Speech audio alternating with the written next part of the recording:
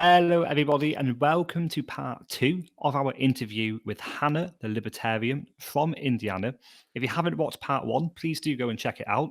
Hannah makes some really good points. She has a very interesting perspective, as you will see in this video. And as always, please do subscribe if you did enjoy the content.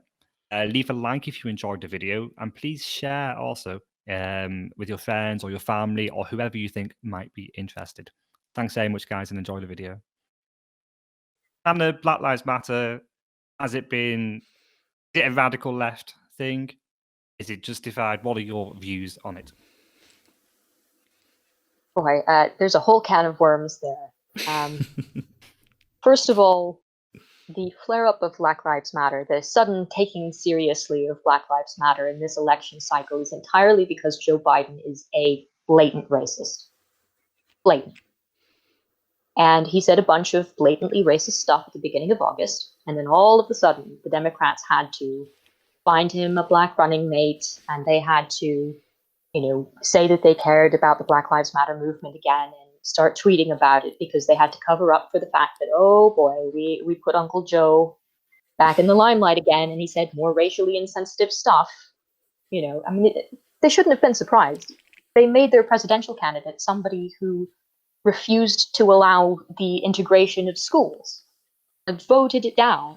He didn't want black and white students being forced to go to school together because his constituents didn't want it, right? He was anti-integration. He was, as he admitted in 2007, when he should have known better and should have grown as a person, right? If you were going to say, oh, well, that was a long time ago, I was a different person then. 2007 isn't that long ago. He still, at that point, was saying, oh, the segregationists in the South were good people. There was nothing wrong with them. I'm good friends with them. How do you make that your presidential candidate and not realize that that's about to happen, right? Now, that doesn't mean that I think that Black Lives Matter itself is inherently, right? I don't think everybody who follows it is a bad person. I do think that there has been a lot of really terrible use of BLM protests as an excuse for particularly individuals in Antifa and the 99% movement to make the protests about themselves, because they really want this to be about economic liberation or about this, that, and the other thing, whatever radical agenda you can possibly think of. Even though it's not supposed to be about them, but they make it about themselves. I think that Black Lives Matter should be given a platform. I think that there is a real problem with police brutality, quite frankly. And I say that as somebody who, grew up in a family where I do have family members who were in the police at certain points. I've lost family members who were police officers because of their job. I do think that there's a problem with police brutality, but the big issue with the Democrats is that because they're coming in only within 3 months of an election cycle when they have a struggling candidate, they're not putting forward the absolute best cases that they could. They're just picking whoever died recently so that they can, build a platform on black bodies that are still fresh. They don't want to admit, hey, there was this problem over here in a non-election year and we didn't say anything about it. They want to make a point of, okay, this person died within the last 3 months, and that's why we're angry. I mean, this is really great stuff, Hannah, because you've touched upon several topics there that I know both of us here at Political we are very interested in, and I'm kind of I think we've run out of time to get to all of them, but just to go back to the last thing you said then about deaths within the last 3 months, to someone like me, and there are different views on this. I see a very blatant usage of the Black Lives Matter movement to politicize judicial cases, with the perhaps most prominent example being Breonna Taylor, where a grand jury acquitted most of the police officers apart from the wanton endangerment. Do you think the Breonna Taylor case was such an example of Black Lives Matter politicizing something that should be inherently non-political? Mhm. The Breonna Taylor case is really tragic because number one, I know a lot of people have heard rumors about this, that, and the other thing. I'm not going to address any of that, but Breonna Taylor wasn't the person who shot at the police. She was a third party, essentially. She was standing in the wrong place at the wrong time, and I think all of us can recognize that that is tragic, right? I want to say that off the bat. That being said, the question before the grand jury very much was, do police officers have to not shoot back at people who shoot at them first? Because remember, her boyfriend admitted that he shot first, whatever else the circumstances may have been. Absolutely. Do police officers have the responsibility to not shoot back at someone who shot and in fact struck one of them first, on the basis that someone might be standing next to them who could get hurt? Right? And the grand jury said, no, that is an unreasonable explanation. That's an unreasonable requirement of anybody, much less somebody who's just been shot. Absolutely. I guess that kind of feeds into because you were saying you have family members in the police, Hannah. I have had. I don't at the moment. Okay, but I mean, I assume you must feel some sort of affinity for blue lives, or you have a. I mean, I think everybody respects police officers, but I think you might have. Again, you would be surprised. Sure. Well, I mean, that leads me nicely onto the question. Could you perhaps say a few words on how the two main parties have treated police officers throughout the last, say, 4 years, especially in the context of BLM? The Democrats stoke up tensions, particularly. They stoke up tensions particularly, despite knowing that the last few times that BLM was stoked past peaceful protests into rioting, the end result was the execution of police officers by individuals who targeted them because of the clothes that they wore to work. Right? They did that knowing full well that that was going to be the result.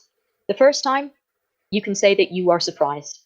The third, the fifth time, you cannot say that you are surprised that somebody took it too far and attacked the police and killed individuals who had nothing to do with the cases that this person is upset about. And I don't really think that the Republicans, quite frankly, are that different. I see quite a few Republicans who don't really speak very openly about what they think is wrong with the police, and don't really speak very openly about what they think is done right by the police. They just either choose not to have an opinion, or they kind of mumble about it, or they choose to take the votes of police officers, but then they turn around and they scapegoat them when they really feel like they need to.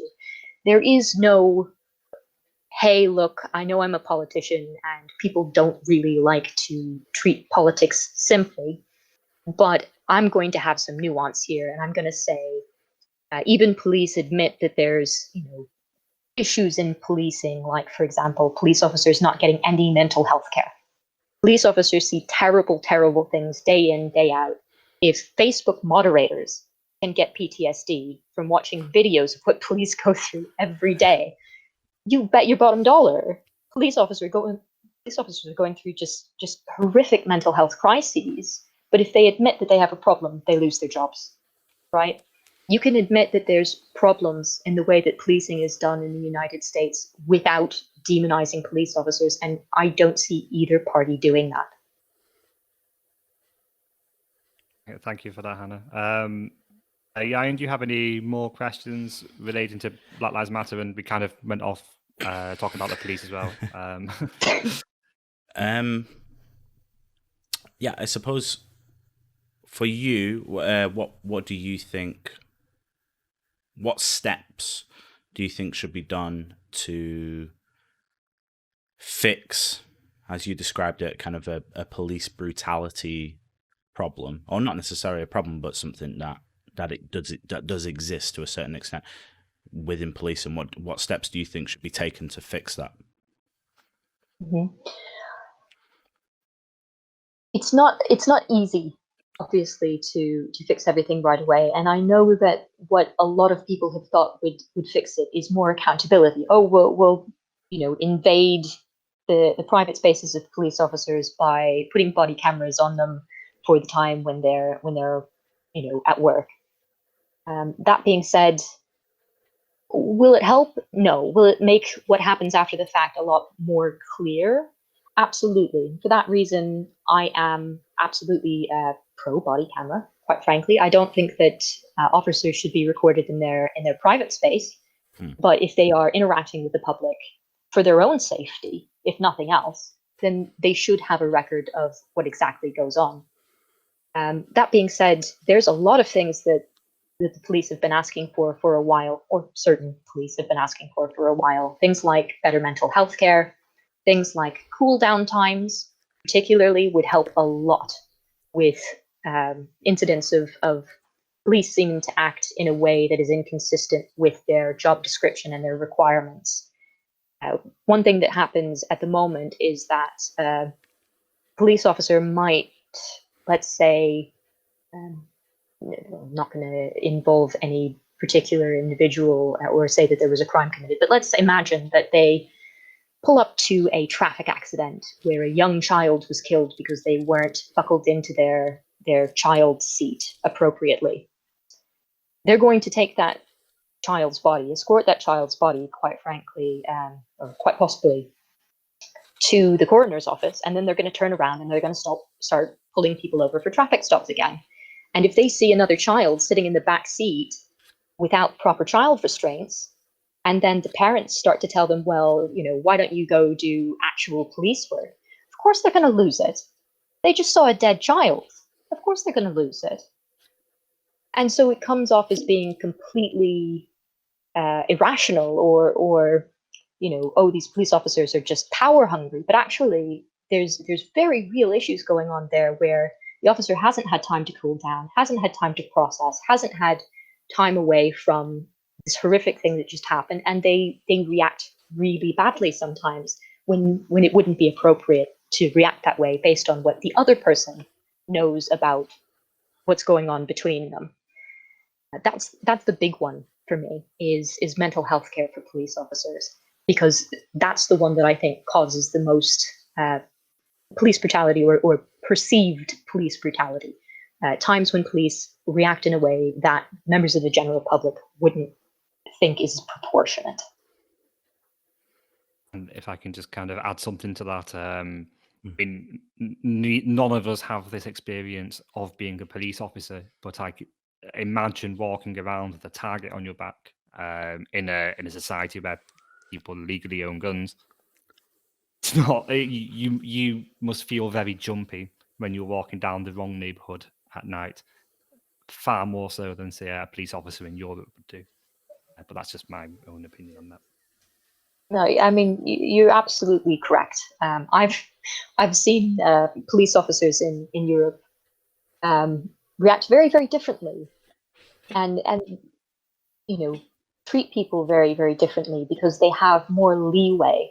Quite frankly, they have more opportunity to really interact with other people and with the community in a way that's non-threatening than police do in the United States. If you even look at media in the United States, you'll see in children's movies, sometimes there was this trend in the early 2000s, have even animated characters who, in order to fit some idea of, oh well, we have to get minority viewers, as though hatred of the police is a minority thing and normal and accepted and will bring in minority viewers.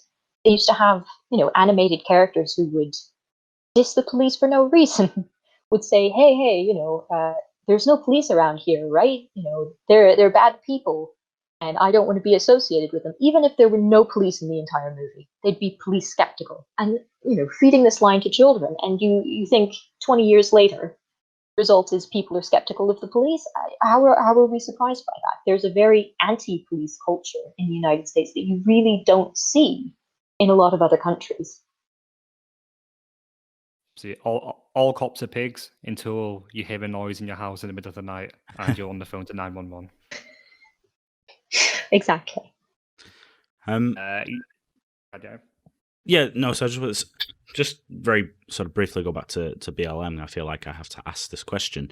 Do you consider the protests mostly peaceful, or would you say there has been far too much violence for the media to portray them in the way that they have been? I suppose that's an incredibly biased question, I know, but CNN do it, we can do. Yeah. So what interests me is the parts of the rioting, because there is rioting. I don't think anyone disputes that, even at CNN. But the parts of the rioting that do get airtime and the parts of the rioting that don't get airtime. Because when you have riots where people are very clearly on message, it tends to make the news. Yes, this is why we're doing it. We're burning this building because, Black Lives Matter, and this is a courthouse, and we're going to try to burn it down because it represents injustice. But you turn around and you see riots that are very clearly, people of all races and all backgrounds, more often than not, coming to a particular area of town and saying, I'm going to steal a TV from this Walmart. Right? And that's just not shown. It's not really talked about. And it does, of course, make it a lot less safe to go out and about. I'm in the particular position of not really being able to be objective about this at the moment. My mother and my sister were supposed to be taking shelter from domestic violence, and they had to go back into their household because the area that they were taking shelter was not safe because of rioting. They could not stay there. They had to go back. And it does have a real effect on people's outside lives. And as much as I may be sympathetic to the idea of protesting, granted it's COVID time, please be 2 meters apart, please.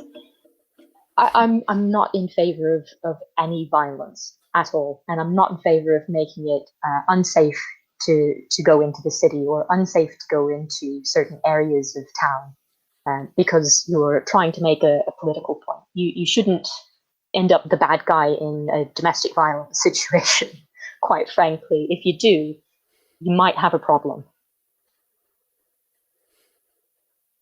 Oh, I totally agree. And I guess just kind of seeing as we are circling back to the start now, if we just go back to one of the first things you said on Black Lives Matter, you said this quite powerful statement, Joe Biden is a blatant racist. And you mentioned that he was, as late as 2007, professing support for segregation, or at least in the past, expressing support for segregation and things, and praising a lot of people with less than noble political goals. Do you think Joe Biden's slightly hypocritical then when, for example, we've seen a lot of attacks on President Trump on his comments on supposedly failing to condemn white supremacy? As we all know, he has condemned white supremacy many times. Do you think Joe Biden's been slightly hypocritical there? Well, I wouldn't use the word slightly. Okay, thanks very much. And again, only the most non-biased question asking on political. We don't lead into the questions. So I believe it's your turn to propose a subject, Ian. Yeah, well, just while you mentioned Biden, I'll just, I suppose, frame it very simply. What do you think that Biden is cognitively, or even just like in terms of his general health, do you think he is fit to be president? From a moral standpoint, no. From a physical standpoint, I don't know that I'm the right person to judge that. Given that we do have two people who are relatively close in age and could suffer from a lot of the same things, I don't know that that sets them apart really from Donald Trump. Okay. That's an incredibly rational way of looking at it. And I do my best. I'm quite enjoying your rationality. We don't see it very often. Yes. Can I? Sorry, Jan, do you have anything to add go on on, that one? go on. You go ahead. Well, I was just going to ask then. So, Hannah, you do live in Europe, obviously. Sorry, if you can hear rain, it's because it's raining because I am in Europe. You live in Europe, so I mean, you vote exclusively by mail-in vote, correct? That's correct. Do you think universal mail-in voting is fit for purpose? Do you think it's going to enable voter fraud? What's your opinion on this situation? Well, I can only speak from my own experience as an overseas voter. Overseas voting is maybe a little bit different than voting by post in the United States, especially in a year when everyone's trying to vote by post and things can get quite confused. But I can tell you, when I go to get my ballot, what I have to do is I have to fill out a form with all of my personal information on it, right? My driver's license number and my social security number, and etc. Then I have to go and I have to find the email address of my local county clerk. So in a British context, I guess that would be the secretary of your local council. Right? I have to find that person on my own. I have to send all of my private information in a non-scrambled plain text format to this random email address without knowing for sure that it's going to the right person. I do not receive a reply back until the ballots start going out, and I just receive a ballot in my email inbox, which already has my information filled in, which means that if my email were in any way compromised, you have a completely filled out ballot that's already been approved. All you have to do is select the people you want to vote for and then send it back, which means that really anyone could vote for me once I've provided my personal information in that incredibly risky manner. Anyone could intercept my ballot and could change my vote or could vote for me. And that's the way that it's always been. I've been complaining about this for years. It's a really terrible, very open to abuse system. Realistically speaking, I would never suggest that people do this if they have any other opportunity. Unless you're, immune compromised, it's much better off, I think, to go to the polls. I think that there is a definite argument to be had for having better voting terms, because you have to understand, in the United States we have one voting day, and that voting day is on a weekday. There's no weekend, there's no holiday, so it really disenfranchises especially blue collar workers who can't afford to take a day off so that they can go sit in a line at the polls. If you moved it to the weekend, like some people have suggested, you would instead be disenfranchising hospitality workers. The best thing to do, realistically, is to have as much in-person voting as possible over as much time as possible. So having a week or having several weeks where people can come in and they can cast their ballots on their day off, preferably in smaller crowds. That would help with coronavirus as well. I think that that's much preferable to mass postal balloting. You also have to consider that there's problems, of course, with the delivery of mail. We've had problems with ballots being thrown out because, for example, they were what we call naked ballots. Somebody forgot to put 2 envelopes on their ballot instead of 1 envelope. If I wanted to actually vote by mail, that is, print out my ballot instead of submitting it electronically, again, to an email address, I would have to take it to my local embassy with the right amount of postage on it. So I'd have to have the right amount of stamps, which means I have to guess where my ballot is going to enter the mail system and guess what the charges are to get my ballot from there to where I actually vote. It's just a completely unorganized system that is extremely, extremely rife for both throwing out completely valid ballots and also introducing ballots that are not valid. So when Trump is criticizing ballots. He's talking particularly about, he calls it unsolicited ballots or universal mail-in ballots. Do you think that the same logic applies there, that if you have everyone who is registered, regardless of, if they voted for a while or whatever, or if they've moved address, anyone who's registered being sent out a ballot, do you think that the same logic applies there, that that would facilitate, wide-scale fraud if there was the motive there for people to do it? I think that it certainly provides an opportunity for ballots to be cast which would not have been cast that way and are not being cast by the appropriate individual. That's for sure. How widespread that is really, I think, would be very difficult to measure, unfortunately. And I think that really we should be voting in person if we have the choice.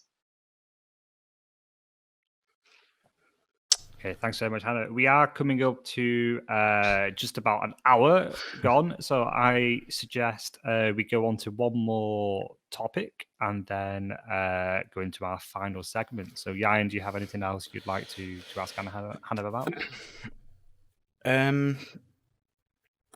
I think probably, the most contemporary issue would probably be Trump's tax returns.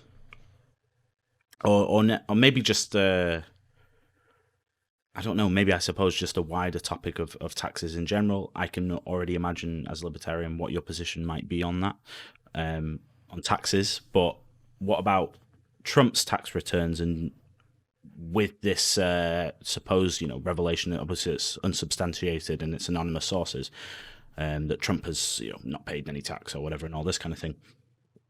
Like, what's your personal thought on that? As someone who even isn't voting for Trump, do you view him more negatively, or are you not bothered? Well, to be honest, on taxes, I'm really more of an economist than I am a libertarian. I'm very pro countercyclical fiscal policy, and I think that the Republicans have absolutely shot that in the face. They do not save when times are good so that they can spend when times are bad. And I do very much resent the Republicans for that. I think that they dropped the ball, particularly, again, enthused with the way the Democrats have handled things and spending money that they don't have. But I do see that as a failure of not saving when times are good. As far as President Trump is concerned, his particular tax returns don't bother me. They've never bothered me. I've never thought that they were an issue. He's a wealthy person. He doesn't do his own taxes. There's no reason for him to even know how much he spends in taxes, realistically. He's not the one who decides whether he uses certain loopholes or not. As long as there's no tax fraud, I have no problem no matter how much he pays. Okay. Go ahead, Jan. No, that's... Okay. I didn't... Yeah, well, thanks so much for that, Hannah. So that concludes section 2. I think we've covered most of the issues there. Certainly, I think, Hannah, if you choose it, you have a career in politics ahead of you. You're doing some quite strong statements at times. But no, the biggest test is yet to come, because we're going into section 3 of Political People. It's a single question, but we'll see what happens. You're a libertarian. You're a third-party voter. You've already cast your ballot. What would it have taken you to have voted for Joe Biden, but for Donald Trump? For me to have voted for Joe Biden, he probably would have had to be an entirely different human being, quite frankly, with a completely different voting back catalogue, who doesn't make disparaging comments about black voters and then try to cover it up by saying that he cares about Black Lives Matter. I really, really feel very strongly about the way that he's behaved and the way that the Democratic Party has tried to cover up for him. Quite frankly, I think that it is a problem of the Democratic Party itself putting him in that position. I don't think that they really want him to win, to be quite frank. Remembering, of course, that since the Senate is very, very important and there's no way they can really flip the Senate this election, he'd be twiddling his thumbs for years before anything could get done. So they'd win the battle if they got him in, but they'd lose the war. He'd be ineffective Uncle Joe, right? And they don't tend to run really serious candidates when they know that there's an incumbent, because the incumbent tends to have kind of an advantage. They know that the incumbent tends to get reelected. But picking, poor Uncle Joe, your racist uncle who you invite to Thanksgiving because you're afraid that it'll upset your parents if you don't, and expecting people to invite him into their homes this November really was a bad strategy on their part. So I don't think he has responsibility only for himself there. I think that the Democratic Party needs to do better, and we need to expect better of them. What about sorry, if I could just check. What about Kamala then? What about Kamala? So let's face it, Joe's no spring chicken anymore. If it was Kamala Harris, oh my god, Kamala Harris as number one on the ticket, would things be different for you? It would be. There would be, and not because I'm certainly, so pro Kamala Harris or anything like that. Her voting record, I think, would be seen as different enough for me that it would be more interesting, at least. I still don't know if I would vote for her or not, quite frankly. I don't know enough about her history to say for sure. I haven't looked at the vice presidential candidates with the same level of rigor as I have with the presidential candidates. Okay, perfect. Thanks. And so before I rudely interrupted you, you're just about to head on to what would it have taken for you to have voted for Donald Trump? The big thing I think that would change my mind about Donald Trump, who I think is, he has a big mouth, quite frankly. But I don't really necessarily believe that he believes everything that he says, if that makes sense. I think that he says certain things for political reasons, and I don't take at face value anything that he says. Which isn't to say that I try to, put words in his mouth, but I care more about his actions than I care about his Twitter rants or fights with 13-year-olds. If he had come in and did what he said that he would have, which is the idea that, I'm going to come in, I'm going to drain the swamp, I am going to get the really self-interested politicians out, and I'm going to replace them with the best people to run government. If I felt that he had done that, I would be much more likely to have voted for him. But instead of going out and finding somebody who would have made a fairly good runner of different areas of government, people who work in the nonprofit sector, because that's what government is realistically. It's a nonprofit. It's not supposed to be charging people too much, and it's not supposed to be, spending more than its budget that comes in. It's a nonprofit. Realistically, that's the closest thing that you would find in a non-governmental setting. And if he'd come in and he'd put in a bunch of people who actually knew what they were talking about, rather than people who were CEOs, and sure, they maybe ran an education company, but how much do they really know about education? Are they maybe not just profit maximizers who are really good at profit maximization? Right? CEO is a very niche job. You don't have to know what books you're publishing to be the CEO of a publishing company. You don't really have to know how publication works. It's very sort of internally segregated between the managerial class and the people who actually make a lot of the mainline decisions. Somebody who runs a nonprofit is going to ideally be a lot more conscious of what exactly the purpose of their organization is, because it's not profit maximizing. It's much more concentrated on the very thing that they care about, their motives for existing. And I would have been happy with people who work in private industry, but who are leaders in nonprofit sort of think tanks and areas where they have actual experience in what they've been appointed to. Okay, cool. Thank you. Ian, do you have any further questions? Anything you'd like to add? Yeah, just one one extra point, I think, that might add a little bit more information. Where is it that you voted in? Exactly which state? I've forgotten which we said. Was it Indiana or Kentucky? Sorry. So I'm from Indiana's 9th district, which is in the metropolitan area outside of Louisville, Kentucky. Right. Okay. Yeah. So Indiana. Do you think that? Listen, I mean, I think it's probably fair to say Indiana is going to go Republican.